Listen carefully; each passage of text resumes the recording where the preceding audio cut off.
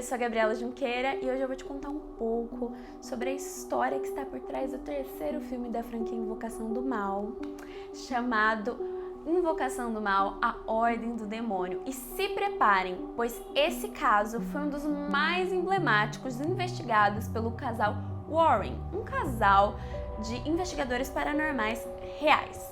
Pois bem, vamos lá. Por que esse caso foi tão polêmico? Resumindo um pouco, o Arne Johnson matou a facadas o Alan Bono em 1980 e ele foi a primeira pessoa a justificar no tribunal que ele havia cometido o crime, pois estava possuído. É claro que isso chamou muita atenção na época, né, e chama até hoje. O advogado dele disse para o The New York Times que, como o tribunal já havia lidado com a existência de Deus, agora seria a vez de lidar com a existência do demônio.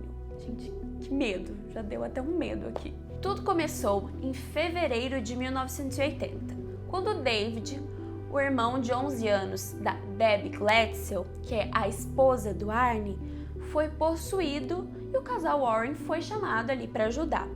Segundo a família, o David teria sido possuído enquanto estava ajudando o casal a limpar a sua nova casa. O garoto estava ali limpando um quarto, quando do nada ele saiu correndo. Nisso, a Debbie foi perguntar o que havia acontecido, né? Normal, imagina, seu irmão sai correndo, você vai lá perguntar. E aí ele contou para a irmã que ele viu um homem de pele grossa e vermelha, vestindo uma camisa xadrez e uma calça jeans, que disse para ele ter cuidado. E do nada, o homem desapareceu. Depois disso, o garoto começou a ter muitos comportamentos estranhos. Ele começou a falar coisas horríveis, a xingar, e ele gritava de dor durante a noite e apareceu com marcas vermelhas em seu pescoço, e ele dizia que sentia como se mãos invisíveis o sufocassem. Muito bizarro. Além disso, o resto da família também começou a perceber certas coisas estranhas, como barulhos, livros que caíam das prateleiras sem nenhuma explicação aparente e brinquedos do David que começavam a andar do nada. Ai, gente, eu já estaria correndo dessa casa se eu visse um negócio desse. Então o casal Warren foi chamado ali para ajudar o garoto. Quando eles chegaram lá, primeiro eles entrevistaram toda a família e por último o David, né? E a Lorraine conta em muitas entrevistas que enquanto Ed conversava ali com o David, ela viu uma forma nebulosa do lado do garoto e ali ela teve certeza que se tratava de algo muito negativo.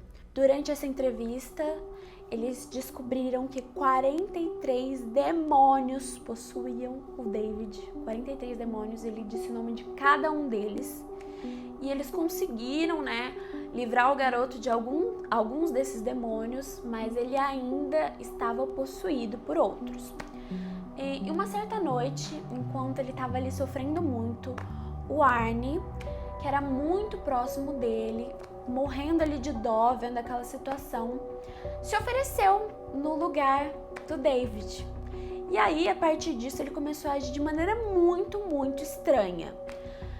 Existem relatos de que os Warren chegaram a avisar a polícia, mas claro, ninguém ouviu eles.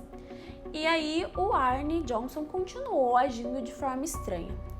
Um tempo depois, o Arne Johnson foi ajudar a Debbie no canil em que ela trabalhava e levou suas duas irmãs mais novas junto com ele. E aí quem gerenciava, quem cuidava desse canil era o Alan Bono, que era irmão da proprietária. Depois de ajudar ali no canil, todos foram almoçar. Existem relatos de que o casal e o Alan beberam alguma coisinha, mas parece que não muito. Depois eles subiram para o apartamento do Alan. Nisso, a Debbie diz que sentiu um clima muito estranho no ar. Parece que começou a surgir algum desentendimento entre o Alan e o Arne, que o Alan ligou a TV com barulho muito alto, que já começou a incomodar um pouco o Arne, e o Arne falou que ia descer para pegar alguma coisa no carro.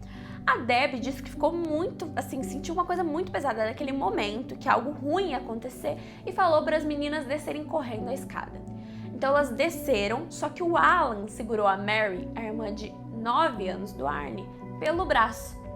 Nisso, o Arne chegou, viu aquela cena e surtou.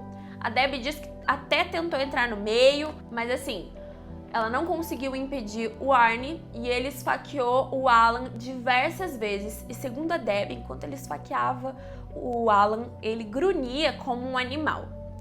O crime ficou conhecido como O Que o Diabo Me Fez Fazer e o Arnie foi considerado culpado por homicídio culposo e foi sentenciado a uma pena de 10 a 20 anos de prisão, só que ele acabou precisando só responder 5.